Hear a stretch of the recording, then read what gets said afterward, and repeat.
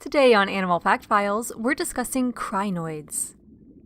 These animals are echinoderms, meaning they're related to sea urchins and sea stars. Crinoids are also known as sea lilies and feather stars. They have two different common names to represent their two different body types.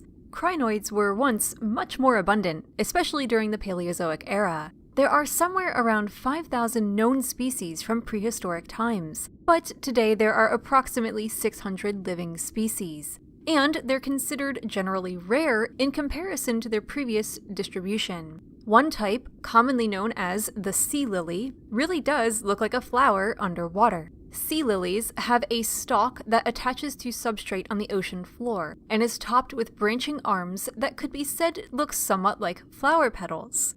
This body structure was more common in prehistoric times, and the plates making up the stalk were most commonly preserved in fossil form, though sometimes full individuals are found. Today, sea lilies are found in deep marine waters throughout the world. The other body structure, commonly known as the feather star, forgoes the stalk and simply has the flower section and small root-like feet that can hold tight to substrate. These forms move about, and some even swim by undulating their bodies. Feather stars are more abundant in shallow water reef areas and make up a majority of the living species of crinoids. Both body types eat by filter feeding. The flower petals have tube feet, which are covered in sticky mucus. These gather food and pass it towards the animal's mouth, located in the middle of the flower petal-like structures. Food for crinoids includes plankton as well as floating detritus. Unlike sponges, crinoids don't produce any kind of current to collect this food, and instead rely on the currents of the surrounding waters. Feather stars may move to better vantage points to gather more food at different times of the day, with some observed preferring to stay hidden in reef crevices until night. While some species have arms that reach only 2 inches in length, others may be more than a foot long.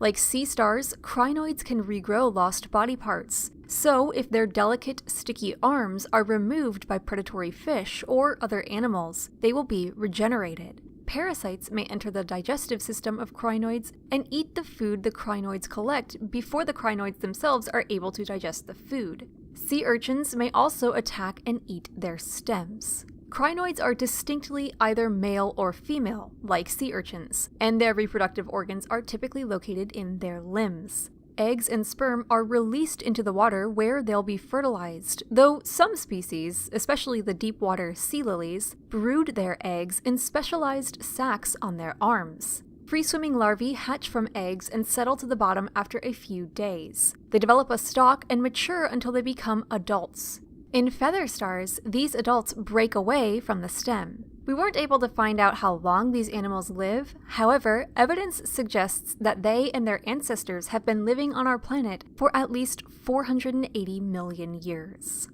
For more facts on crinoids, check out the links in the description. Give a thumbs up if you learned something new today, and thank you for watching Animal Fact Files.